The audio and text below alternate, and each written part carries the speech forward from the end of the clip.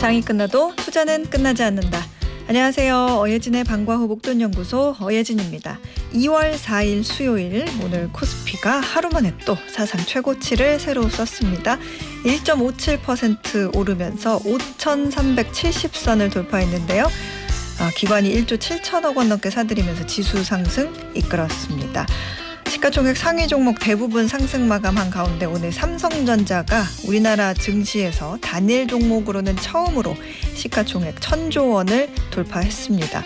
중국의 텐센트를 제치고 아시아 시총 1위 기업으로 올라섰네요. 전 세계 시총 순위로는 14위까지 올랐다고 합니다. 이런 가운데 코스닥 지수 0.45% 오른 강보합 마감하면서 1149에 장을 마무리했습니다. 달러원 환율은 미국과 이란을 둘러싼 지정학적 긴장감 이어지는 가운데 5원 가까이 오르면서 1,450원에 거래를 마무리했습니다. 입춘인 오늘 이곳 목동의 기온은 7도입니다. 어예진의 방과후 목돈연구소 시작합니다. 어예진의 방과후 목돈연구소 첫 곡 레드본의 Come and Get Your Love 띄워드렸습니다. 전희경님 입춘이라는데 어예진 소장님 새싹처럼 싱그럽네요. 감사합니다. 오늘도 좋은 정보 구하러 들어왔어요. 오늘 저는 입춘 되게 기다렸거든요. 봄이 오는 날이잖아요. 드디어 이제 겨울은 결국에는 봄이 되는구나 하면서 입춘을 기다렸는데 그래서 이제 새싹 컨셉으로 초록색 옷을 입고 왔어요. 파릇파릇 새롭게 돋아나고 싶어가지고. 이혜정님 오랜만에 쉬는 날이라 생방송 듣다니 감동 매일 듣고 있어요 해주셨는데 감사합니다. 또 이렇게 쉬는 날에 생방송 찾아주셔서 감사합니다. 양재근님 어박목 입문해서 주식에 눈 뜨고 또 어제 오늘 각각 20만 원씩 수익이 났네요. 오 소장님 고맙습니다. 계속 성투할게요 해주셨어요. 계속해서 이렇게 이제 수익이 나는 건 너무 좋은 소식인데 떨어질 때도 있잖아요. 시장이라는 건 그때도 내가 시장을 보는 일이 생기면은 뭐 이쯤이야 뭐 오늘 하루 정도 괜찮아 하고 이렇게 단단하게 버틸 수 있는 또 그런 힘도 기르실 거라고 믿고 어박목과 함께 한번 잘 해보자고요. 계속해서 성투하시길 응원하겠습니다. 자, 월요일부터 금요일까지 오후 4시에 문 여는 SBS 라디오 어예진의 방과후 목돈연구소고요. 무료로 SBS 라디오 들을 수 있는 어플 고릴라 그리고 유튜브 채널 시교라로 함께 하실 수 있습니다. 저와 소통 원하시는 분들은 단문 50원, 장문 100원의 유료 문자 샵 1035 무료 어플 고릴라로 문자 보내주세요. 소개도 해드리고 추첨해서 커피 쿠폰 보내드리겠습니다. 오늘 수요일이죠. 1교시는 장르 불문하고 다양한 책 만나는 방과후 북카페 그리고 2교시는 생생한 지구촌 소식 글로벌 톡톡과 함께합니다. 저 어예진이 직접 고른 꼭 알아야 할 뉴스 어뉴스 오늘도 배달 왔습니다.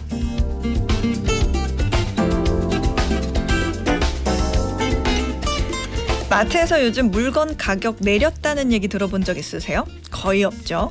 그런데 도리토스, 치토스 이름만 들어도 아는 이 과자들이 최대 15%까지 가격을 내린다고 합니다. 우리가 잘 아는 이런 과자 브랜드를 비롯해 게토레이, 립튼 아이스티도 소유하고 있는 글로벌 식품 회사 펩시코의 파격적인 결정인데요. 다만 아쉽게도 이번 조치는 미국 시장에서만 해당된다고 합니다. 펩시코가 이런 결정을 내린 이유는 크게 두 가지입니다. 하나는 사람들이 진짜로 과자를 덜 사기 시작했다는 거죠. 비만약 사용자들이 늘면서 사람들이 간식을 예전보다 덜 사 먹기도 시작했고요. 물가 상승 부담으로 인해 소비자들이 진짜 지갑을 닫은 게 결정적입니다. 사람들은 이제 과자를 먹고 싶을 땐 비싼 치토스 대신 월마트 같은 대형 마트에서 나오는 저렴한 자체 PB 상품을 삽니다. 이는 실제 펩시코의 북미 과자 판매량 감소가 보여주고 있죠. 결정타는 주주의 압박이었습니다. 우리도 뉴스에서 많이 들어본 행동주의 펀드 엘리엇 매니지먼트가 여기서도 등장을 하는데요. 펩시코 지분 약 40억 달러를 보유한 엘리엇이 이대로 가면 실적 더 나빠지니까 가격을 내려서라도 사람들이 과자를 더 사 먹게 해라고 공개적으로 압박을 합니다. 타이밍도 되게 잘 잡은 게 조금 있으면 슈퍼볼 경기 시즌이거든요. 1년 중 미국에서 가장 과자가 많이 팔리는 날이죠. 이 시기에 가격을 내리면서 소비자의 선택을 다시 끌어오겠다는 전략입니다. 과자나 음료 같은 기호식품은 가격에 굉장히 민감해서 조금만 싸져도 한 봉지 더로 이어질 가능성이 높은 분야거든요. 그러니 가격이 내려가면 수요가 올라가고 매출이 늘어나는 박리다매를 노린 계산인 겁니다. 이번 펩시코의 과자 가격 인하는 인플레가 꺾였다는 의미는 아닙니다. 지난 몇 년간 식품 기업들이 원자재 가격 상승을 핑계로 야금야금 가격을 올려왔지만 이제는 그런 배짱이 한계에 부딪혔다는 뜻으로 해석할 수 있습니다. 예전엔 비싸도 유명한 게 먹혔지만 지금은 비슷하면 싼 게 최고가 된 소비의 기준이 됐으니까요. 자존심을 내려놓은 펩시코의 가격 인하 바람이 태평양을 건너 우리 동네 마트까지 불어올 수 있을지 지켜봐야겠습니다. 이상 어뉴스였습니다.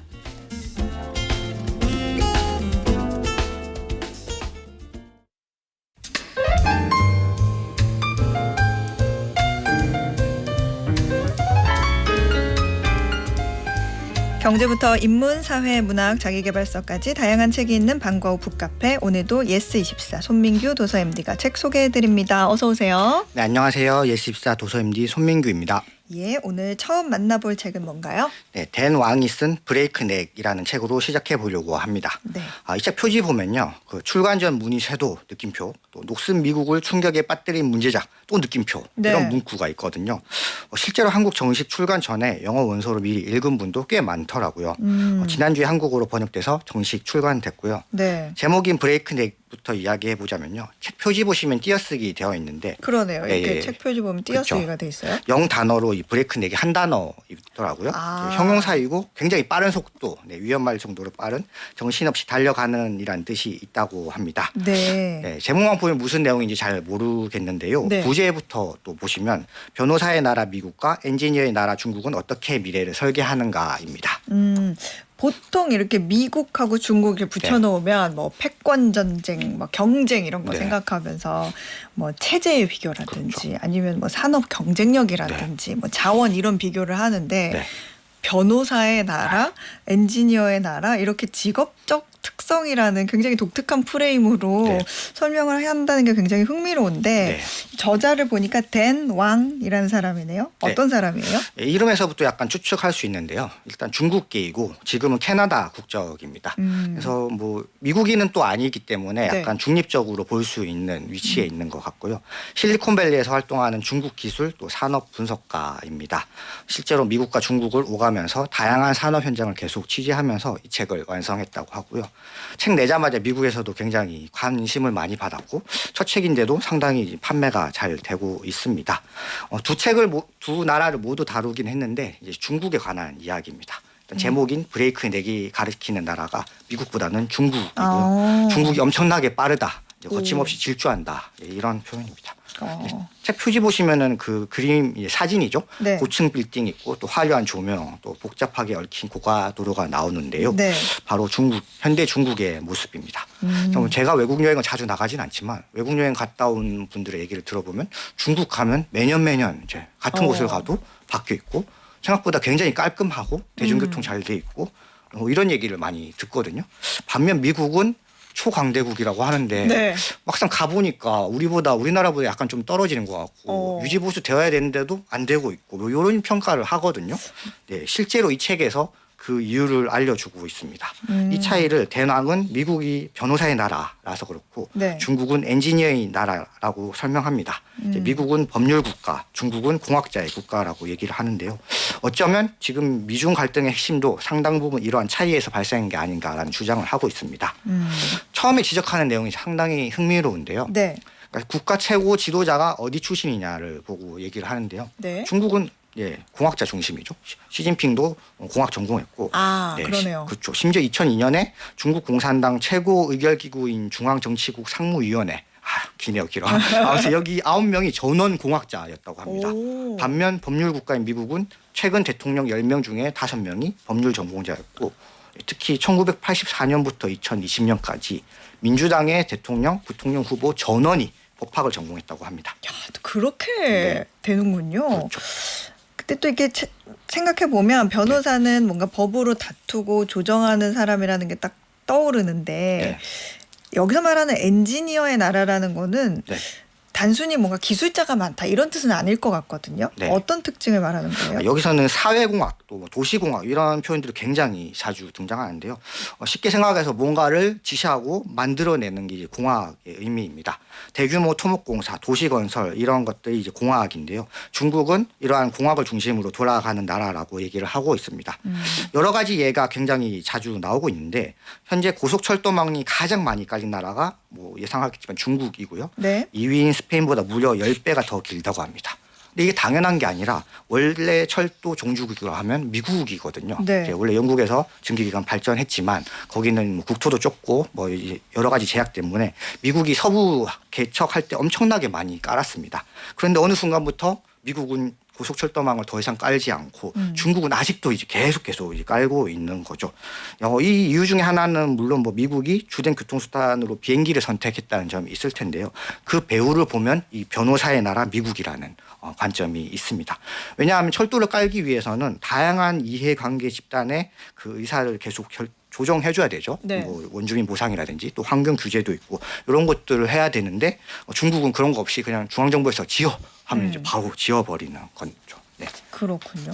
하긴 뭐 중국이 그렇게 하는 이유도 사실 건설을 자꾸 늘리는 것도 경제 발전을 위해서 경제가 돌아가기 위해서 하는 것도 있긴 한데 네.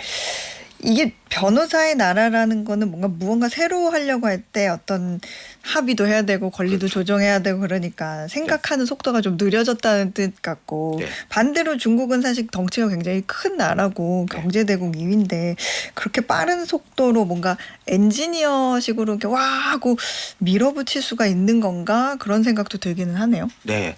뭐 중국도 이제는 좀 성장했으니까 많이 네. 성장해서 좀 이제 그런 공학자 마인드가 쇠퇴할 법도 한데 네. 근데 이 책에서는 그렇지 않다고 얘기를 하고 있고요. 여전히 계속 그 엄청난 속도로 달리고 있다라는 얘기를 하고 있습니다. 책에서 여러 가지 사례를 다루고 있는데요. 네. 태양광 전기차 같은 제조업 부문에서부터 구의저우성이나 선저시 같은 도시계획, 구의저우성이 굉장히 큰 비중으로 다뤄지는데요. 네. 중국에서 생활 수준이 좀 낮은 곳이고 사람도 많이 거주하지 않은 중요성이 떨어지는 지역인데도 우리나라 같으면 물론 뭐 어느 정도 신경을 쓰겠지만 대규모 토목 건설을 하지 않거든요. 근데 중국은 중앙정부청 그 쪽에서 엄청난 돈을 주고 이제 지어보려 하는 거죠. 이런 것들을 통해서 여전히 중국은 그 공학자 마인드가 계속 되고 있다고 얘기를 하고 있고 그 연장선에서 제로 코로나 방역 정책도 다루고 있습니다. 여전히 중국은 개인의 자유나 구성원들의 합의보다는 그냥 중앙정부에서 하라라고 하면 할 수 있는 그런 관성이 앞으로도 당분간 이어질 거라고 얘기를 하고 있고요. 이런 이유에 대한 근원부터 이제 파고 들어가고 있는데요. 현대 중국이라는 나라가 원래 시작이 마르크스주의부터 시작한 나라잖아요. 네. 마르크스주의 자체가 상당히 그 사회공학적인 세계관이거든요. 위에서부터 지시를 하고 이렇게 만들라고 하는 그런 사회공학적인 세계관인데 실제로 마오쩌둥 치하나 뭐 지금까지 와서도 계속 위에서 밑으로 이루어지는 그런 사회공학적인 과정에서 국가가 운영되고 있습니다. 가장 극단적인 사례가 이제 한자녀 정책이죠. 뭐 많이 아시겠지만 그렇죠. 이 한자녀 정책은 사회공학이 어디까지 갈 수 있는지를 보여주는 굉장히 좀 뭐라고 할까요? 좀 기괴한 역사였는데요. 그래서 한 명만 낳으라고 한 거고 우리나라도 물론 두 자녀 정책이 있었는데 그건 공고였잖아요. 네. 여기는 한 자녀 아니면 그냥 처벌 잡아갔죠. 그렇게 해버렸죠. 이게 뭔가 개인의 자유보다는 국가 전체를 뭔가 기계 다루듯이 네. 이렇게 뭐든지 할 수 있는 그걸 좀 빠르게 해내는 게 중국이라는 관점에서 또 브레이크넷 같고 네. 댄왕이 바라보는 미국의 모습도 궁금한데 네. 이 책에서는 댄왕이 주장하는 내용은 뭐예요? 뭐 일단 두 나라의 편을 들진 않습니다. 왜냐하면 두 나라의 편이 들면은 본인도 약간 좀 곤혹스러워질 거잖아요. 네. 두 모델이 각각의 장단점이 굉장히 뚜렷하다고 얘기를 하고 있고요. 중국이 공학자 중심 마인드로 돌아가면서 고도 성장을 이뤄냈고 지금도 여전히 성공적으로 대규모 건설 토목 프로젝트를 하고 있는데 네. 이 과정에서 많은 부작용이 있죠. 원주민도 추방해버리고 또 환경 문제도 계속 발생하고 인권 문제도 발생한다. 이런 문제를 지적하고 있고요. 실제로 그래서 젊은 중국인들이 이제 고국에 실망하고 다른 나라로 도망가겠다고 하더라고요. 또 반면 미국은 너무 법률가의 나라이다 보니 뭘 하려고 하면 계속 법적인 분쟁하고 안 되는 피곤해 거죠. 정말. 네, 너무 느리게 가버리니까. 느려요, 맞아. 그렇죠. 그래서 이 도로, 철도, 뭐 신재생에너지 이런 인프라가 만들어지지도 않고 있는 것도 유지보수가 잘 안 되고 있다. 이런 얘기를 하고 있고요. 근데 이런 변화는 미국만의 문제가 아니라 우리나라나 일본, 유럽 같은 선진 자본주의에서 겪은 다 문제인 것 같습니다. 우리나라도 원래는 이 책에서도 그렇게 나오고 있는데요. 해방 후 그 정부 주도의 강력한 또 공학자의 중심의 나라였는데 지금은 미국에 가까운 법률 국가로 향하는 모습이 또 보이거든요. 네. 예, 그래서 이 책은 중국과 미래에 관한 그 미국에 관한 책이기도 하지만 대한민국의 미래를 묻는 책이라는 생각이 들었습니다. 그렇군요. 다음 책도 만나볼까요? 예, 두 번째 소개할 책도 미국 책인데요. 네. 올해가 미국 건국 250주년이고 또 북중미 월드컵이 열리다 보니 서점가에서도 미국 관련한 책이 종종 나오고 있습니다. 두 번째 책은 노래로 읽는 미국 근현대사이고요. 저자인 임상훈 연구자가 미국 문화 전공자인데요. 네. 이 책이 주제가 노래인데 원래부터 음악을 굉장히 좋아했다고 하고 그래서 음악과 사람, 음악과 인생, 음악과 세상에 관해서 고민하고 글 써오는 저자입니다. 그렇군요. 부제를 보니까 투쟁은 노래를 낳고 노래는 역사가 된다예요. 이 책 표지 사진 보니까 굉장히 수많은 사람이 광장에 모여 있고 이게 뭐 콘서트 장면은 아닌 것 같고 뭔가 집회 모습인 것 같기도 하고 이거 어떤 장면이에요? 저도 보자마자 당연히 몰랐고요. 표지를 들춰보면 보니까 워싱턴 행진 1963년 8월 28일에 열렸던 거고 네. 유명한 게 마틴 루서 킹 목사의 나에겐 꿈이 있습니다 있잖아요. I have a dream 그 연설로 유명했던 이제 워싱턴 행진을 찍은 건데 이때 유명했던 게 마틴 루서 킹 목사의 그 연설만이 아니라 네. 음악이 큰 역할을 했습니다. 음악이. 네. 노래하는 혁명이라는 부제가 붙을 정도로 여기에서 밥 딜런이 무대에서 노래를 했고요. 그리고 이 행사가 텔레비전으로 중계하면서 밥 딜런이 거의 전국구 스타가 됩니다. 흥미로운 점은 밥 딜런이 그 전까지는 정치 집회에 뭐 나가본 적이 없다고 하더라고요. 그리고 또 한 가지 아름다웠던 장면은 주로 백인들이 듣던 게 이제 포크 음악이었고 네. 흑인은 가스펠을 들었습니다. 두 가지 별도로 들렸는데 네. 한 공간에서 서로 같이 듣고 같이 미래를 향해 나아가자라는 장면이 바로 워싱턴 행진이었고요. 네. 이 책에 나오는 많은 사례가 그 힘들 때 듣는 노래, 또 네. 화가 날 때 듣는 노래, 이른바 노동요가 많은 비중을 차지하고 있습니다. 저도 힘들 때, 지칠 때 음악을 들으면 기분이 조금 좋아지더라고요. 네. 소장님 혹시 어떨 때 음악 들으십니까? 저는 네. 슬플 때 울고 싶을 때도 노래 듣고 네. 오히려 조금 기분이 좋을 때 더 신나는 노래를 네. 들으면 막 춤추면서 네. 기분이 더 좋아지고 그렇죠. 그때그때 기분에 따라서 듣는 건 좀 확실한 것 같긴 하네요. 네. 그래서 미국인들은 언제가 힘들었고 또 어떤 노래 들었는지 이 책에 나와 있는 내용이겠죠? 네네. 그 첫 번째 소개한 책 브레이크 넥에서도 철도 이야기 많이 다뤘는데요. 네. 철도 얘기가 중심적으로 나오고 있습니다. 서부 개척 시대에 엄청난 속도로 철도를 건설하다 보니 이제 서부 쪽에서는 중국인들을 많이 데리고 왔고 동부 쪽에서는 아일랜드 사람들을 많이 부렸습니다. 이 사람들이 또 열심히 철도 깔면서 이제 노래를 불렀고요.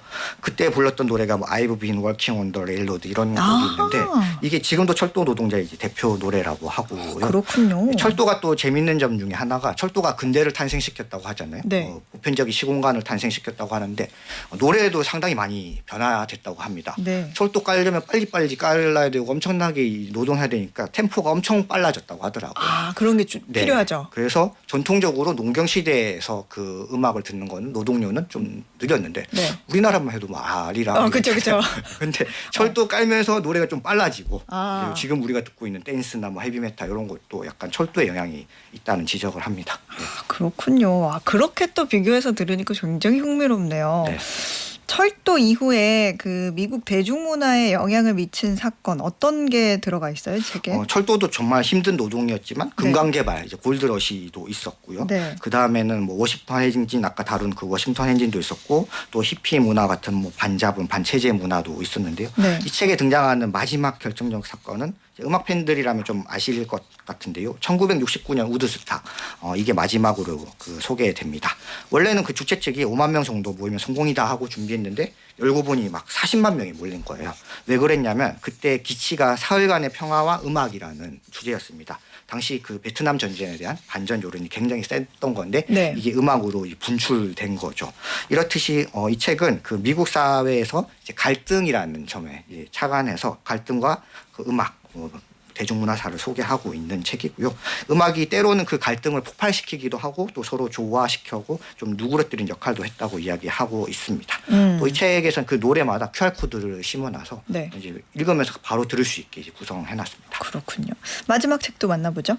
마지막 책은 부동산은 어떻게 권력이 되었나라는 책이고요. 네. 영국 경제 전문 기자 마이크 버드가 쓴 책입니다. 지금 한국도 굉장히 이제 부동산이 대중들의 관심사인데 이 책도 비슷한 얘기를 계속 하고 있습니다. 소득이 높은 실리콘밸리에 대해서 소개를 하면서 여기가 상당히 이제 소득이 높은 도시죠. 네. 여기 이 책의 통계로는 월 평균 임대료가 $3,400라고 하더라고요. 아마 지금 좀 더 비싸졌을 수도 있는데요. 여기 샌프란시스코가 굉장히 IT 그 실리콘밸리 이런 게 밀집한 곳이어서 집값이 점점 높아져 가고 있는데 그렇죠. 그 기원에 대한 그런 내용이 여기 이 책에 담겨 있는 거죠? 네, 맞습니다. 일단 주택담보대출의 기원부터 얘기를 하고 있는데요. 네. 이 저자는 그 주택이 이제 금융화, 상품화된 거에 대해서 많이 좀 비판적으로도 보고 있고 기원을 찾고 있습니다. 원래 우리는 지금 주택이나 뭐 땅을 담보로 했을 때 은행에서 돈을 빌리고 갚지 못하면 은행이 이제 몰수해서 경매해서 회수하가는 게 굉장히 자연적인 사고잖아요. 네. 근데 이게 18세기 미국만 해도 사실이 아니었다고 합니다. 그러니까 낯이 익은 풍경은 아니었다고 얘기를 하는데요. 네. 또 하나 흥미로운 대목 중에 하나가 미국의 독립과 관련해서도 이 개념이 이제 연결이 된다고 합니다. 원래 18세기에 그 벤저민 프랭클린 있잖아요. 네. 미국의 아버지인 벤저민 프랭클린 같은 경우는 이 아이디어를 이제 냈다고 합니다. 토지 담보로 우리가 지금 돈이 없으니까 좀 그 금융을 팽창을 시켜주면은 만약에 우리가 못 갚으면은 영국이 이제 가져가라라고 했는데 당시 영국은 신사의 나라였잖아요. 네. 아니 그 돈 좀 못 갚는다고 땅 뺏는 게 말이 되냐 비신사적이다 이런 얘기를 하면서 땅은 원래 그 돈으로 이제 사고 파는 게 아니라는 생각을 했었다고 합니다. 그런데 이제 역사적으로 봤을 때는 주택과 땅이 그 금융과 이제 결합이 되는 이제 문화에 대해서 얘기를 많이 하고 있는 책입니다. 그렇군요. 여기 우리나라 뭐 아시아 이야기도 좀 나오는 것 같은데 결론적으로 봤을 때 이런 어떤 부동산의 양극화 결과나 현대를 비판한 그런 내용이 들어있는 걸로 봐서는 대안으로 내세우는 건 뭐예요? 대안은 뭐 일단 헨리 조지를 소환하는데요. 헨리 조지가 19세기 경제학자였고 그때도 이미 부로 인한 불평등이 너무 심했으니까 토지에 세금을 거둬라라고 얘기를 했는데요. 네. 그렇다고 이 저자가 헨리 조지 말대로 하면 안 된다고는 뭐 얘기합니다. 이미 좀 틀린 게 많기 때문에. 그래도 최소한 이 그 토지나 땅을 담보로 한 그런 이제 부채 뭐 이런 것들은 좀 줄여야 된다라는 얘기를 많이 하고 있고요. 토지를 향해서 베풀었던 혜택 같은 게 있잖아요. 저금리 대출, 네. 세제 혜택 이런 부분들 일단 하나씩 좀 줄여 나가는 게 현실적인 방법이 아닌가라는 생각을 합니다. 네, 그렇군요. 손민규 도서 MD였습니다. 오늘도 고맙습니다. 감사합니다. 저희는 2교시로 돌아올게요. 매주 월요일부터 금요일 오후 4시부터 5시까지 경제에 관한 상식, 지식, 투자, 노하우 충전하는 시간입니다. SBS 라디오 어예진의 방과후 목돈연구소와 함께하고 계십니다. 1581님께서 저번 주에 소개해 주신 책 구매해서 읽고 있습니다 하면서 모건 하우절의 돈의 방정식 인증샷 보내주셨어요. 와, 1581님 대단하십니다. 김나혜님, 소장님 저 방금 생애 첫 주유했어요. 주유구를 열었는데 본네트가 열려서 1차 당황하고 주유구가 어디 있는지 몰라서 2차 당황. 차에서 내려서 한 바퀴 돌고 심장이 아직도 너무 벌렁벌렁거리네요. 이렇게 보내주셨는데 첫 주유 잘 하셨습니다. 고생하셨어요. 운전은 괜찮으신 거죠? 네. 저도 이럴 때가 있었던 것 같아요. 이게 뭔가 어디에 있는지 버튼이 뭔지 몰라서 당황할 때가 있고 주유하는 법도 헷갈려서 옆에서 도와주시고. 근데 이게 그 주유할 때 그 계기판에 보면 그 기름 넣는 칸 있잖아요. 거기에 화살표가 있어요. 그래서 화살표가 왼쪽에 있는지 주유구가 오른쪽에 있는지 거기에 써 있습니다. 어느 방향을 향해 있는지를 보시면 될 거예요. 본네트 나중에 정장 열 때는 본네트 어디서 여는지 잘 모르니까 이번에 배우셨으니까 그걸로 됐습니다. 김나연님 안전운전하세요. 0054님 대형차 조종하느라 참여는 잘 못해도 매일 잘 듣고 있어요. 요즘 주식하는 친구들 웃음꽃이 피었는데 지금이라도 배워봐야 할지 매일 수업 잘 들으면서 도전해볼까 봐요. 0054님 잘 고민해보시고 잘 판단하셔서 도전해보셔도 좋죠. 어예진의 방과후 목돈연구소와 함께 계속 들어주시면 감이 딱 오실 겁니다. 자, 그리고 0054님도 대형차 조종하신다고 하셨는데 안전운전 항상 하시고요. 감사합니다. 자, 퀴즈 풀고 2교시로 넘어가 보겠습니다. 현지 시간으로 오는 6일 이 나라의 밀라노와 코르티나 담페초에서 동계올림픽의 막이 오릅니다. 이번 동계올림픽은 1956년과 2006년에 이어 세 번째로 이 나라에서 열리는 건데요. 우리나라 선수단은 금메달 3개 이상, 종합순위 10위 이내를 목표로 하고 있습니다. 퀴즈입니다. 이번 동계올림픽 개최국으로 수도는 로마, 피자와 스파게티의 본고장으로 유명한 이 나라는 어디일까요? 보기 있습니다. 1번 이탈리아, 2번 독일, 3번 브라질. 정답 아시는 분들은 단문 50원, 장문 100원의 유료 문자 샵 1035나 무료 어플 고릴라로 보내주세요. 당첨되신 분들 중에 추첨해서 편의점 상품권 보내드립니다.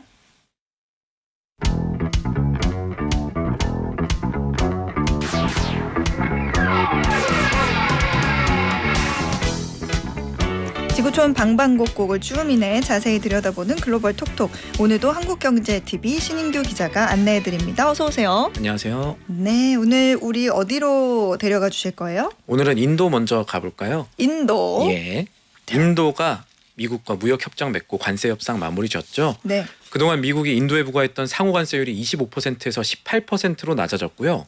지난해 8월 말부터 러시아산 원유 수입과 이런 것들을 이유로 미국이 인도에 추가로 부과했던 제재성 관세가 있는데 네. 이게 25%였습니다. 이것도 없애기로 했어요. 그러니까 인도는 50%의 관세율이 지금 18%로 확 낮아진 거죠. 그렇군요. 미국이 인도와 무역 협정을 맺어서 관세율을 낮춰줬다. 이러면은 세계 시장에는 어떤 영향이 있어요? 관세율이 낮아지면은 인도 입장에선 수출의 환경이 당연히 좋아지겠죠. 네. 메이드 인 인디아 제품이 미국의 국경을 더 쉽게 넘을 수 있다는 얘기가 되는 거고, 반대로 이 메이드 인 인디아 제품과 경쟁해왔던 다른 나라 상품들은 상대적으로 타격을 받을 수도 있겠죠. 네. 자, 미국이 인도산 제품에 새로 적용하게 되는 낮은 관세율 18%라는 거는 주변 아시아 국가에 비해서 좀 낮은 수준이에요. 그러니까 베트남이 20%, 방글라데시 20%, 인도네시아 19% 정도의 관세를 지금 미국으로부터 받고 있습니다. 그런데 인도는 중국에 이어서 세계에서 신발을 두 번째로 많이 만드는 나라예요. 네. 1년에 한 22억 켤레 정도 생산을 합니다. 인도에서 이 신발 제조업에 직접 종사하는 근로자만 100만 명이 넘는데요. 네. 인도 신발이 미국 수출도 많이 하고 있습니다. 2024년에는 인도산 신발이 제일 많이 수출됐던 나라가 미국이었거든요. 그래서 미국의 높은 관세로 어려움을 겪었던 인도의 의류업 그리고 신발 제조업들의 숨통이 트일 수가 있고, 그 반사 효과로 동남아 제품 수출에는 좀 타격이 있을 수 있지 않나, 이런 분석들 나오고 있습니다. 사실 이번에 나오는 게 이제 무역 협정이라고 말은 하긴 하는데, 이제 미국이 러시아산 기름 쓰지 마. 그러면은 우리가 관세 깎아줄게. 이런 느낌이잖아요. 맞아요. 그래서 인도가 러시아산 원유 대신에 미국이나 베네수엘라 원유를 수입하기로 했는데, 이것도 사실은 이 기름이라고 또 다 같은 기름이 아니어가지고 어떤 건 중진료, 경진료 이게 있는데 이게 다 맞는지 이게 서로가 충족이 되는지도 모르겠긴 한데, 뭐 제가 알기로는 섞어 쓰면 괜찮다더라. 대신 돈은 좀 더 든다고 하더라. 이런 얘기가 있긴 한데, 결국에는 이것도 세계 경제에서는 어떤 영향이 있을지 이것도 좀 풀어주시죠. 일단은 이번에 도널드 트럼프 대통령의 소셜미디어 발언을 살펴볼게요. 네. 인도의 모디 총리는 5천억 달러 이상의 미국산 에너지, 기술, 농산물, 석탄 및 기타 제품 구매에 대해서 훨씬 더 높은 수준의 구매를 약속했다, 이렇게 밝혔습니다. 여기에 이제 아까 말씀드렸던 내용, 네. 인도가 러시아산 원유 대신에 미국산 에너지 사겠다 하는 내용이 들어가고, 여기에는 미국이 관리하게 된 베네수엘라산 원유가 포함이 됩니다. 네. 저희가 저번 시간에 글로벌 톡톡 시간에서 설명을 또 들었었죠. 네. 자, 그래서 아까 질문 중에 이 원유도 맞아야 된다. 수입하는 원유랑 이 정유 시설이랑 또 인도 경쟁을 맞아야 되는데, 네. 뭐 미국산 원유, 베네수엘라산 원유 이게 인도에 맞느냐라고 물어보면 일단 맞습니다라고 대답을 해드려야 될 것 같아요. 맞아요. 왜냐하면 네. 미국산 원유 말고 베네수엘라산 원유를 볼게요. 네. 베네수엘라산 원유의 성질이 좀 끈적끈적하고 황도 많고 이래요. 그러니까 이게 업계에서는 초중질류라고 부르는 기름인데, 네. 이거는 정유로 하면 디젤, 아스팔트 이런 거 만들기가 되게 편해요. 근데 인도는 지금 아스팔트를 되게 많이 깔아야 되거든요. 아. 인도는 지금 건설업 부흥하려고 하는 나라예요. 네. 그리고 실제로 지난 2023년 말이랑 2024년 초에는 인도가 반짝이긴 했지만 베네수엘라 원유의 최대 수입국이던 시절도 있었습니다. 베네수엘라산 원유 그대로 갖고 와도 정유 시설에 문제가 없어요. 근데 문제가 하나 있습니다. 뭐예요? 인도가 지금 러시아산 원유를 수입하지 않는 대신에 이걸 가져오겠다는 거잖아요. 네. 그러면은 인도가 러시아산 원유를 수입하지 않는 그 물량만큼, 그러니까 그동안에 러시아산 원유 사오던 만큼을 베네수엘라산이나 뭐 미국산으로 대체할 수 있을까 하는 질문인데, 이게 아직 확실하지가 않습니다. 왜냐하면 지금 미국산 원유보다 베네수엘라산 원유가 인도 정유시설에 맞는, 인도 경제에 맞는 기름이라 그랬잖아요. 네. 베네수엘라 원유 하루 생산량이 100만 배럴 정도 지금 됩니다. 근데 그나마도 중국이 많이 가져가고 있어요. 네. 그럼 인도는 하루에 얼마만큼을 러시아산 원유를 사왔냐? 150만 배럴 정도 됩니다. 아. 숫자 차이 좀 나죠. 부족하네요. 네. 그죠? 그래서 일단 무역 협상을 위해서 러시아산 원유 대신 미국산 베네수엘라산으로 원유 대체하겠다 인도가 얘기를 했지만 이게 잘 될까에 대한 의문이 시장에 남아 있어서 국제 유가도 좀 영향을 미치고 있다. 이렇게 하나 볼 수 있겠습니다. 그래서 신용평가사 무디스라는 곳에선 인도가 최근 몇 달간 러시아산 원유 구매량을 줄이고는 있지만 모든 구매를 즉시 중단할 가능성은 낮다라는 보고서를 내기도 했었습니다. 사실 인도가 러시아 기름을 사다 썼던 거는 정제 비용은 조금 들어도 가격 자체가 굉장히 쌌기 때문인데. 맞아요. 배럴당 10몇 달러 싸요. 네, 근데 이렇게 대체는 가능하더라도 결국에는 비용이 올라가는 문제가 이제 인도에는 생기겠죠. 다만 이제 미국이 이렇게 하는 거는 에너지 제재를 한다는 거는 못 쓰게 하려는 게 아니라 결국에는 비싸게 만들어서 불리하게 만들려는 거기 때문에 그런 의미에서는 러시아산을 완전히 막지 않아도 대체 과정에서 비용이 늘어나면 그 자체가 사실은 제재 효과가 되는 거니까. 근데 또 국제 유가 얘기하니까 또 안 해볼 수 없는 얘기가 미국하고 이란 간의 문제 때문에 국제 유가가 또 올랐다. 이런 소식도 있네요. 정확하게는 이제 미국과 이란 간 분위기가 어떻게 되느냐에 따라서 네. 국제 유가가 내렸다 올랐다 롤러코스터를 타고 있습니다. 미국 시간 월요일에는 도널드 트럼프 미국 대통령이 이란과 진지한 대화를 하고 있다라는 얘기를 하면서 유가가 떨어졌다가 하루 뒤엔 또 중동 인근 해역에 나가 있는 미군 함대가 네. 이란의 드론을 격추시켰다라는 얘기가 나오면서 또 유가가 소폭 오르고 뭐 이런 상황입니다. 이런 양국 간 뉴스가 계속 나오는 이유는 네. 미국과 이란이 오는 6일에 고위급 회담을 앞두고 있기 때문이에요. 이 회담에서 어떤 문제가 다뤄지냐면 이란의 핵 협상 문제, 이란이 핵 프로그램을 포기하느냐 마느냐에 대한 문제가 다뤄질 텐데 이란이 지금 회담 앞두고 이 회담 장소도 한번 바꾸자 이렇게 했고요. 그리고 회담에서 논의할 내용도 핵 문제로만 좁히자. 그러니까 뭐 탄도 미사일 문제라든가 뭐 헤즈볼라 지원 뭐 이런 문제들 이거는 건드리지 말아주세요. 이렇게 민감하게 나오고 있거든요. 네. 이런 상황에서 미국은 자 일단 이란과 대화는 계속해 나갈 거고 드론 격추시킨 다음에 나온 얘기예요. 우리는 그리고 미드나잇 해머 작전을 반복하지 않기를 원한다라는 얘기를 했습니다. 쉽게 말하면 웬만하면 이란 본토에는 미사일 안 쏘겠다라는 얘기를 지금 하고 있는 거예요. 어떻게 보면 우회적인 압박이 되겠죠. 그래서 유가를 움직이는 미국과 이란 간의 문제가 이 고위급 협상 현지 시간 6일 이후에 어떤 해소가 될지 지켜볼 부분입니다. 그러니까 지금 오르락 내리락 하는 게 진짜 무슨 일이 터져서라기보다는 이러다가 공급에 문제가 생길 수도 있겠다라는 걱정만으로도 유가가 올라가는 그런 현상인데 이런 거를 사실 지정학적 리스크 프리미엄 이런 말을 쓰기도 하죠. 그렇죠. 그렇다고요. 걱정만으로도 가격이 오르기도 한다. 다음 이슈로 넘어가 보죠. 우리가 요새 인공지능 AI 이야기 진짜 많이 하는데 AI의 심장인 미국에서 인공지능이 소프트웨어를 다 먹어치울 거다. 기존의 소프트웨어 기업도 이러다가 다 망할 거다. 이런 공포가 또 커지고 있다고요? 예, 지금 월가에서 나오고 있는 단어가 있는데 사스포칼립스라고 합니다. 오늘은 이 사스포칼립스 공포 때문에 미국 증시가 출렁거렸다 이런 분석 나오고 있고요. 사스포칼립스. 예, 네. 조금 더 넓은 시야에서 보면은 이런 흐름은 인공지능이 기존의 소프트웨어를 아까 말씀하셨던 것처럼 다 잠식할지도 몰라, 무용지물로 만들지도 몰라 하는 우려 혹은 공포와 관련한 얘기라고도 볼 수가 있을 겁니다. 사스포칼립스라는 게 무슨 뜻이에요? 우리가 아는 워드, PPT 네. 이런 거 포함된 게 마이크로소프트 365라는 게 있거든요. 네. 이렇게 회사가 돈 내고 구독해서 쓰는 서비스형 소프트웨어를 서비스 애저 소프트웨어 이걸 이제 줄여서 SaaS라고 하는데 이 SaaS에다가 종말을 뜻하는 영어 단어 아포칼립스가 붙여진 합성어입니다. 월가에서 이런 용어들을 쓰기 시작했고요. 그러니까 이 SaaS의 종말이 오고 있다. 뭐 이런 얘기가 되겠죠. 파이퍼 샌들러라는 투자은행이 야 이제 구독 기반 사업 모델 다 끝났다. 이렇게 하면서 어도비 같은 데에 투자 의견을 하향 조정하기 시작했습니다. 어도비라는 기업은 우리가 잘 아는 포토샵 만드는 데거든요. 네. 여기도 뭐 어도비 크리에이티브 클라우드 같은 구독 서비스 모델 팔고 있는데 이런 기업들이 앞으로 AI 발전을 하면서 돈을 잘 못 벌 거다 이런 얘기입니다. AI 때문에요. 그러니까 우리는 예전에 그 CD 사다가 설치하던 그런 방식이 아니라 요즘에는 뭐 매년 매달 이런 식으로 이용료 내고 로그인해서 쓰는 방식으로 우리가 마이크로소프트도 쓰고 포토샵도 쓰고 하는데 AI가 발전하는데 이런 소프트웨어 기업들이 앞으로 힘들어질 거다. 구체적인 이유가 뭐예요?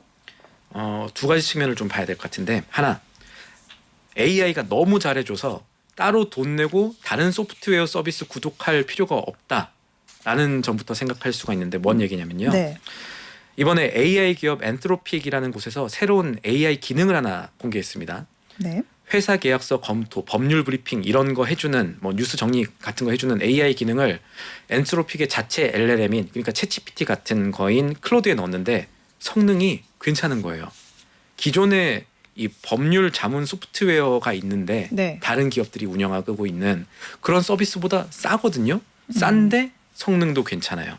물론 이제 이런 AI가 해주는 자문이 법적으로는 인정되지 않을 수 있다라는 거를 분명하게 하기는 했지만 그래도 적어도 이거 쓰면은 계약 검토하는 정도의 법률 보조 작업 같은 거는 기존 전문 소프트웨어 쓰는 것보다 간편한 거죠. 그러다 보니까 미국에서 이런 소프트웨어 만드는 회사 중에 리걸줌이라는 회사가 있습니다. 이 법률 자문 소프트웨어 만드는 회사 주가 급락했고요. 네. 여기뿐 아니라 톰슨 로이터, 우리가 알고 있는 로이터가 여기에요. 그 뉴스 플랫폼 회사도 상장되어 있는데 여기 주가도 이 비슷한 서비스들을 AI로 대체될 수 있다라는 공포 때문에 10% 급락을 하루 만에 겪었습니다. 자, 그러면 이렇게 직접적으로 AI로 대체될 수 있는 소프트웨어를 만드는 기업들의 주가만 떨어진 거냐? 그렇지 않고 여기서 공포가 조금 더 확산됐는데 뭐냐면 서비스 소프트웨어 기업들한테 돈 빌려준 기업들이 있을 거잖아요. 네. 그런 기업들도 주가가 동반 하락을 했습니다. 아, 그렇군요. 그러니까 뭐 세일즈포스 이런 것도 그렇고 여러 가지 이제 보통 기업이 이제 돈을 내고 직원 수만큼 사는 경우도 있잖아요.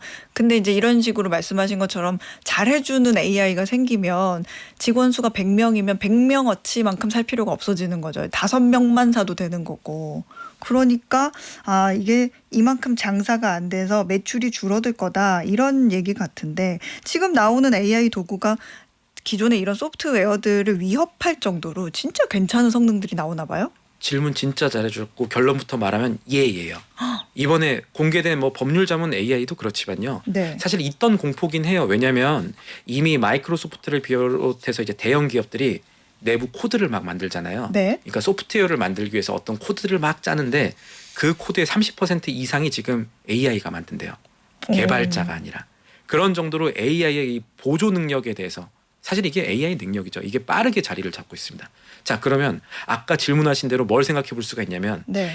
이제부터는 소프트웨어 자체가 아니라 그 소프트웨어를 쓰는 근로자, 개발자에 대한 얘기가 되는 거예요. 네. 100명 쓸 거를 5명만 사면 되겠네라고 회사가 생각하잖아요. 네. 이게 무슨 말이 되냐면 예를 들어서 앞으로 우리가 포토샵 다루는 전문 기술 같은 거 없어도 아니면 아까 세일즈포스 CRM 같은 거 운영하는 전문 기술이 없어도 그냥 AI한테 말을 걸거나 아니면 프롬프트 문장으로 써줘서 뭐 이렇게 해줘, 이렇게 편집해줘 라고 해도 결과물이 나오는 시대가 온 거잖아요. 그렇죠. 그렇게 되면 회사가 이 세일즈포스 같은 쓰는 전문 인력 아니면은 포토샵 쓰는 전문 디자이너 늘릴까요, 줄일까요? 줄이겠네요. 그 가능성이 훨씬 높죠. 이런 문제에 대한 얘기입니다. 그래서 이런 점들을 생각해야 되는 시기가 심지어 깜빡이도 안 켜고 눈앞으로 다가온 거 아닌가.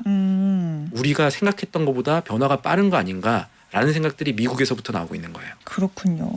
근데 AI 때문에 이런 소프트웨어나 기존 기술 회사가 안 좋아지고 그래서 금융회사도 결국에 흔들리고 그럼 그 흔들림이 아직 투자를 좀 많이 받아야 되는 AI 기업들한테도 안 좋을 수 있지 않아요? 이것도 되게 포인트인데 실제 그런 걱정이 있습니다. 왜냐하면 요거는 돈 얘기라 좀 딱딱할 수 있는데 그래도 가감 없이 그냥 데이터 말씀드리면 네. 현재 사모펀드 PEF 대출의 3분의 1 정도가 비상장 소프트웨어 기업 그러니까 크게 한탕 노린 돈들이 그 정도 들어가 있다는 분석들이 UBS 같은 대형 은행에서 나와요. 네. 모험 자본이 들어간 건데 AI가 더 편해지고 발전해서 여러 소프트웨어 회사들이 고객을 못 찾고 결국 부도가 나는 투자금 회수가 안 되는 시나리오를 한번 가정해 볼게요. 네. 그러면은 이 회사만 망하는 게 아니라 여기에 돈 빌려준 사모펀드 손실 같이 보는 거잖아요.